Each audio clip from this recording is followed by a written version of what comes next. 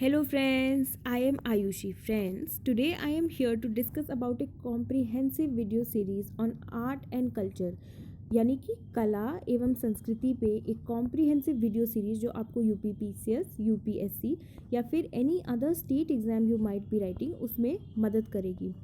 Now friends, let me discuss the reasons of bringing this video series. तो friends, 3 मुख्य कारण थे जिसके बाद हमें लगा कि ऐसी कोई वीडियो सीरीज़ आप एस्पिरेंट कम्युनिटी की मदद कर सकती है. सबसे पहले फ्रेंड्स, हमने देखा कि people and up reading lot of irrelevant information, क्योंकि मार्केट में फ्रेंड्स इन्फॉर्मेशन का ओवरलोड है. मटेरियल की कोई कमी नहीं है, इवन वीडियोस की कोई कमी नहीं है. तो अंततः क्या होता है कि बच्चा बेकार की इन्फॉर्मेशन पढ़ के सब्जेक्ट से फ्रस्ट्रेट हो जाता है. तो फ्रेंड्स, वो दूसरी जो प्रॉब्लम हमने देखी फ्रेंड्स वो ये थी कि lot of people find this subject dry और even boring and some even think that it is unimportant. लेकिन फ्रेंड्स, आपको जैसा कि मैं पता ही होगा, सिलेबस में मेंशन कोई भी चीज़ जो है अनइम्पॉर्टेंट तो नहीं है. तीसरा फ्रेंड्स, हमने देखा कि ज़्यादातर लोग इसे सिर्फ प्रारंभिक यानी कि प्रीलिम्स के लिए ही तैयारी करते हैं, प्रारंभिक परीक्षा के लिए ही पढ़ते हैं. But friends, fact of the matter तो ये है कि इवन मुख्य परीक्षा में ये सब एरिया यानी कि आर्ट एंड कल्चर एटलीस्ट 30 से 40 मार्क्स के लिए पूछा जाता है. तो friends, obviously art and culture actually में काफ़ी इंपॉर्टेंट सेगमेंट की तरह इमर्ज होता है. और इस वीडियो सीरीज़ के थ्रू हम ये देखेंगे कि इसको इंटीग्रेटेड यानी कि मुख्य एवं प्रारंभिक परीक्षा के लिए सम्मिलित तौर से कैसे प्रिपेयर किया जाए. ठीक है फ्रेंड्स. नाउ, हमेशा की तरह हमारी तैयारी should always begin by reading the syllabus. पाठ्यक्रम को समझकर ही हमें तैयारी स्टार्ट करनी चाहिए.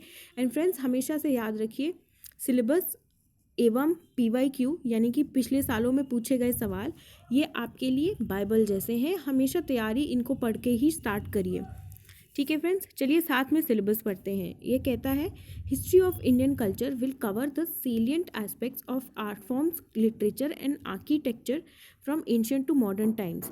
यानी कि फ्रेंड्स, जो भारतीय कला एवं संस्कृति है उसके मुख्य पहलू या साहित्य में चाहे वास्तुकला में उसके मुख्य पहलू को हमें जानना है, ऐसा पाठ्यक्रम कहता है. तो फ्रेंड्स, हमें क्या क्लूज मिलते हैं सिलेबस से? सबसे पहले तो फ्रेंड्स कि हमें सिर्फ सेलिएंट एस्पेक्ट्स यानी कि सिर्फ मुख्य पहलू ही पढ़ने हैं, तो बहुत ज़्यादा इररेलेवेंट इन्फॉर्मेशन में नहीं फंसना है. दूसरी बात फ्रेंड्स, आर्ट फॉर्म्स यानी कि कला के जो रूप हैं, it's a very diverse and umbrella type of a word. तो friends, all types of art activities like dance, drama, poetry and anything which is remotely creative friends can be included in the syllabus. ठीक है friends. Now let's move on to the importance of this section. तो friends, एक तो importance इसकी marks के terms में हुई, but उस पर हम बाद में आएंगे.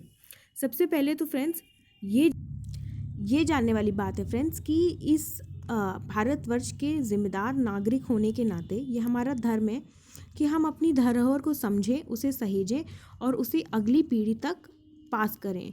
ठीक है फ्रेंड्स. तो ये तो एक बहुत कॉमन सेंस इंपॉर्टेंस हो गई इस सेक्शन की.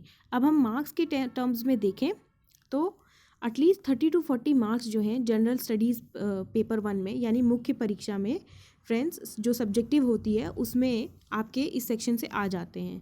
ठीक है फ्रेंड्स. दूसरा, आप सबको पता होगा कि प्रारंभिक परीक्षा में भी 2 से 3 प्रश्न जो हैं पक्का हैं इस एरिया से. और फ्रेंड्स, मैं आपको याद दिला दूं, कुछ सालों में जैसे कि 2014 का जो UPSC का प्रारंभिक परीक्षा का पेपर हुआ था, उस साल जो आर्ट एंड कल्चर यानी कि कला एवं संस्कृति का सेगमेंट है वहाँ से इतने सवाल आए थे कि उस साल आपका selection he art and culture पे कहीं ना कहीं डिपेंड करने लगा था. तो फ्रेंड्स, मैं चाहूँगी कि आप सब जाइए और जाके एनालाइज करिएगा 2014 का UPSC का प्रीलिम्स. तब आपको इस सेक्शन की जो है इम्पोर्टेंस अपने आप बहुत ईजिली क्लियर हो जाएगी. और फ्रेंड्स, वैसे भी इस वीडियो सीरीज़ में हम PYQ डिस्कस करेंगे, तब भी आपको समझ में आएगा कि ये कितना ज़्यादा हाई रेलेवेंस का टॉपिक है. और फ्रेंड्स, इस वीडियो सीरीज़ के बाद तो ये टॉपिक डिफ़िकल्ट भी नहीं रह जाएगा. तो art and culture high yield and low effort topic बन जाएगा इस वीडियो सीरीज़ के बाद फ्रेंड्स. नाउ फ्रेंड्स, एक और बात है कि निबंध लेखन में यानी कि ऐसे राइटिंग में आर्ट एंड कल्चर आपको ज़रूर से ज़रूर हेल्प करेगा. बिकॉज फ्रेंड्स, ऐसे की जो मार्क्स हैं वो इस पे डिपेंड करते हैं कि आपका एसे कितना डाइवर्स है और कितना यूनिक है। और friends, art and culture is an area जिसको एस्पिरेंट्स यूजुअली इग्नोर कर देते हैं अपने एसे राइटिंग में। तो जब आप आर्ट एंड कल्चर का एस्पेक्ट लाएंगे तो आपका जो एसे है फ्रेंड्स वो ज़रूर से ज़रूर एग्जामिनर को प्लीज़ करेगा, बिकॉज आपका एसे यूनिक होगा, राइट फ्रेंड्स। एंड इसकी इम्पॉर्टेंस जो है आर्ट एंड कल्चर यानी कला एवं संस्कृति की, वो इंटरव्यू में भी है। बिकॉज फ्रेंड्स, मान लीजिए आप किसी ऐसे शहर से हैं जहाँ की कला एवं संस्कृति का बहुत नाम है, मान लीजिए लखनऊ जैसा शहर है, तो फ्रेंड्स आपको पता है इसको कल्चरल कैपिटल कहा जाता है। तो डेफिनेटली फ्रेंड्स वो आपको आर्ट एंड कल्चर की जानकारी आपको इंटरव्यू यानी साक्षात्कार में भी हेल्प करेगी। ठीक है फ्रेंड्स, अब एक और मिसकंसेप्शन हम देख लेते हैं इस सेक्शन यानी आर्ट एंड कल्चर के बारे में। तो फ्रेंड्स कि कुछ फ्रेंड्स ये सोचते होंगे कि ये सब्जेक्ट बहुत डिफ़िकल्ट है या ड्राई है या बोरिंग है। तो फ्रेंड्स वो तभी होता है जब हम कोई सब्जेक्ट रॉन्ग अप्रोच से पढ़ते हैं, जब हम चीज़ें रोटमग यानी कि सिर्फ रटने की कोशिश करने लगते हैं उनको समझने की जगह। तो सर सब हम इस वीडियो सीरीज़ में यही कोशिश करेंगे कि जो सब्जेक्ट है उसे हम समझें, और उसको हम सीरीज़ के थ्रू ये भी कोशिश करेंगे कि आपकी विजुअल मेमोरी में वो सब्जेक्ट आ जाए इंस्टेड ऑफ रटना। और फ्रेंड्स, जब चीज़ें विजुअल मेमोरी में होती हैं तो हम हाई स्ट्रेस सिचुएशन में उसको ईजिली रिकॉल कर सकते हैं। तो इस फ्रेंड्स ये एक 21 पार्ट की कॉम्प्रिहेंसिव वीडियो सीरीज़ होगी। इसमें जो है आप आर्ट एंड कल्चर आपको प्रीलिम्स एवं मेंस दोनों के लिए हम कॉन्कर करने में हेल्प करेंगे। Now friends, moving on to references. तो फ्रेंड्स रेफरेंसेस हमारे कुछ भी एग्जॉटिक या कुछ अजीबोगरीब नहीं होंगे फ्रेंड्स। क्यों? Because if I take you back to the syllabus friends, syllabus सिर्फ हमें सेलिएंट एस्पेक्ट्स यानी कि मुख्य पहलू जानने को कहता है। तो जितने भी बेसिक रेफरेंसेस हैं फ्रेंड्स, जैसे कि एनसीईआरटी आदि, उसको अगर हम पढ़ लें तो उससे ज़्यादा पढ़ने की ज़रूरत भी नहीं है। ठीक है फ्रेंड्स, तो रेफरेंसेस होंगे एनसीईआरटी। और फ्रेंड्स एनसीईआरटी यानी कि एक तो 11th आर्ट एंड कल्चर की एनसीईआरटी है फ्रेंड्स, पिंक कलर की जो बुक है, बट हम उस एनसीईआरटी तक सीमित नहीं रहेंगे फ्रेंड्स। एक्चुअली में फ्रेंड्स जो भी टॉपिक होगा वो कॉम्प्रिहेंसिवली कवर्ड होगा। तो मान लीजिए जैसे इंडस वैली सिविलाइजेशन है, तो उसको हम सिंधु घाटी सभ्यता भी कहते हैं हिंदी में। तो अब आईबीसी के बारे में इंफॉर्मेशन 11th की एनसीईआरटी में है, फिर 12th की हिस्ट्री एनसीईआरटी में है, फिर क्लास 6 की हिस्ट्री एनसीईआरटी में है। तो वीडियो के थ्रू सब सारी इन्फॉर्मेशन फ्रेंड्स हम आपको एक जगह ला के दे देंगे, आपको उससे बाहर पढ़ने की ज़रूरत नहीं पड़ेगी। ठीक है फ्रेंड्स। दूसरा art and culture book by Nitin Singhania, ये भी बहुत ही स्टैंडर्ड रेफरेंस है। बहुत ही सिलेक्टिवली हम सीसीआरटी यूज़ करेंगे फ्रेंड्स, इसको एक्सटेंसिवली हम इमेजेस के लिए भी यूज़ करेंगे, ताकि जब आपके दिमाग में इमेज बैठी होगी तो आपका रिकॉल इन स्ट्रेस सिचुएशन ईजी होगा। ठीक है फ्रेंड। और पास्ट ईयर क्वेश्चन, जैसे कि मैंने आपको पहले भी बताया, पास्ट ईयर क्वेश्चन यानी कि पिछले सालों में पूछे गए सवाल, मुख्य एवं प्रारंभिक परीक्षा दोनों के लिए जो सवाल हैं उनको हम डिस्कस करते हुए चलेंगे साथ में, ताकि आपको आइडिया भी रहे कि किस तरीके के सवाल पूछे जा रहे हैं। अब फ्रेंड्स ये एक ब्रॉड टाइम टेबल है जो बना है, आप देख सकते हैं कि करीब 20-21 लेक्चर होंगे, और ऐसा नहीं है कि ये कोई पत्थर की लकीर है, लेक्चर बढ़ भी जाएंगे अगर मान लीजिए आप लोगों को कोई टॉपिक अच्छे से नहीं समझ में आया। मतलब हम इसे, ये फ्लेक्सिबल है बट ब्रॉड टाइम टेबल हमने फिक्स कर लिया है, ताकि आप लोगों को अंदाज़ा लग जाए कि हम प्लान करके ये पूरी सीरीज़ इंट्रोड्यूस कर रहे हैं फ्रेंड्स। ठीक है फ्रेंड्स, तो मैं आपको बता दूं रफली जो फर्स्ट 1/3 वीडियोज़ हैं यानी कि अबाउट लेक्चर 8 तक हम एनसीईआरटी अच्छे से कवर करेंगे फ्रेंड्स, क्योंकि एनसीईआरटी जो है हमारा बेसिक रेफरेंस है। और जैसा कि मैं बता चुकी हूँ, एनसीईआरटी मतलब सिर्फ क्लास 11th की आर्ट एंड कल्चर की एनसीईआरटी नहीं, एनसीईआरटी मतलब फ्रेंड्स हिस्ट्री की एनसीईआरटी आदि सब हम अच्छे से कवर करेंगे। इसमें जो भी एस्पेक्ट कल्चर से रिलेटेड होगा उसको हम डिस्कस करेंगे। उसके बाद फ्रेंड्स फर्स्ट 1/3 लेक्चर के बाद हम थीमेटिक तरीके से चीज़ों को कवर करेंगे। थीमेटिक मतलब कि जैसे मान लीजिए लिटरेचर हो गया, तो लिटरेचर की एवोल्यूशन जो है प्राचीन काल से लेके आधुनिक काल तक जो होगा उसको थीम बेस्ड तरीके से डिस्कस करेंगे। और इस प्रकार से जितने भी इम्पॉर्टेंट थीम्स हैं फ्रेंड्स, जैसे कि लिटरेचर हो गया, डांस हो गया, आर्किटेक्चर हो गया, म्यूज़िक, थिएटर आदि, इस सबको डिस्कस करेंगे। ठीक है फ्रेंड्स। अब जो लास्ट 1/3 लेक्चर्स होंगे उसमें हम एक तो फिलोसफिकल सिस्टम्स कवर करेंगे फ्रेंड्स, बिकॉज अगेन प्रारंभिक एवं मुख्य परीक्षा के लिए ये काफ़ी इंपॉर्टेंट एस्पेक्ट है। आप PYQ देखेंगे तो आप देखेंगे कि कई बार पूछा गया है ये। ठीक है फ्रेंड्स। उसके अलावा हम जो वर्ल्ड हेरिटेज साइट्स है यूनेस्को की वो पूछेंगे, क्योंकि ये भी प्रारंभिक परीक्षा के लिए एक इम्पॉर्टेंट सेगमेंट है, बार पूछे जाने की पोटेंशियल है और पहले पूछा भी गया है फ्रेंड्स। ठीक है फ्रेंड्स, लास्ट में हम जो जनरल अंडरस्टैंडिंग है इसकी आर्ट एंड कल्चर, कला एवं संस्कृति की, उसको डेवलप करेंगे। और फ्रेंड्स जो रिलेटेड एस्पेक्ट्स हैं, जैसे कि जो गवर्नमेंट के इनिशिएटिव्स हैं इस एरिया में, या फिर जो एस्पेक्ट्स हैं कल्चरल डिप्लोमेसी के, वो हम पढ़ेंगे। और फ्रेंड्स ये जो कल्चरल डिप्लोमेसी वाला एस्पेक्ट है, ये चीज़ आप यहाँ पे जाके ऐसे में यूज़ कर सकते हैं। जैसे कि मैंने आपको बताया था कि ऐसे में जब आप आर्ट एंड कल्चर का एलिमेंट लाएंगे तो यूनिक ऐसे बनेगा। तो एक एग्जांपल है कि अगर आप कल्चरल डिप्लोमेसी के बारे में अपने ऐसे में लिख सकें तो आपको काफ़ी अच्छे मार्क्स मिलेंगे फ्रेंड्स। कल्चरल डिप्लोमेसी का एक एग्जांपल मैं आपको दूं, जैसे कि फ्रेंड्स बुद्धिस्ट डिप्लोमेसी हो रही है हमारी जापान से या साउथ ईस्ट एशिया के नेशन से। इसी तरीके से फ्रेंड्स जैसे रामायण डिप्लोमेसी भी हो रही है हमारी जो आसियान नेशन है उनके साथ।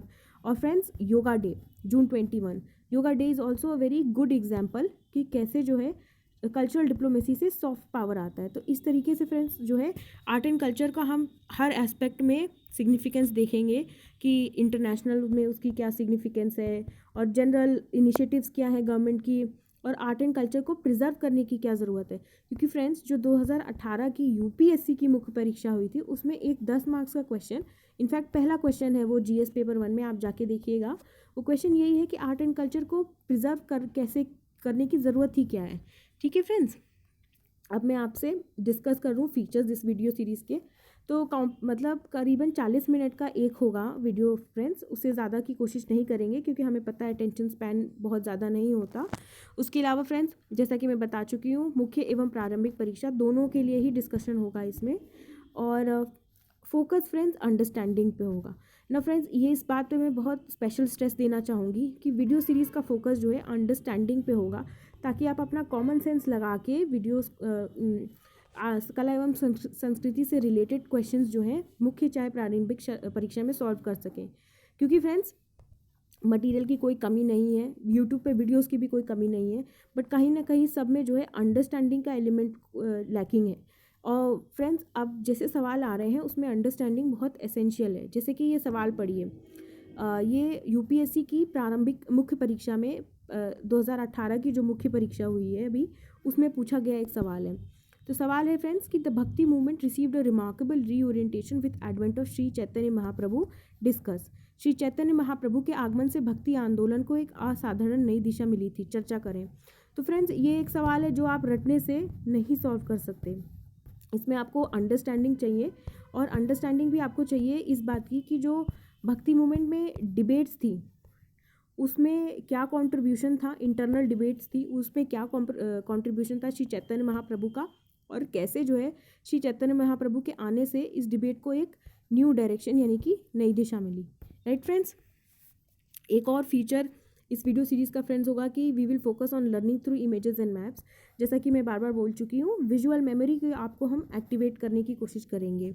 राइट फ्रेंड्स, और स्पेशल एम्फेसिस होगा on high yield areas like literature. अब फ्रेंड्स हमेशा की तरह कला एवं संस्कृति में भी कुछ इंपॉर्टेंट और कुछ लेस इंपॉर्टेंट एरियाज़ हैं। तो वीडियो सीरीज़ के थ्रू आप इतना तो अश्योर्ड रह सकते हैं कि जो इंपॉर्टेंट एरियाज़ हैं उनको हम बहुत अच्छे से बहुत कॉम्प्रीहेंसिवली तैयार करेंगे। अब फ्रेंड्स ये सवाल पढ़िए, ये यूपीएससी की मुख्य परीक्षा में पूछे गए कुछ कला एवं संस्कृति से रिलेटेड सवाल हैं।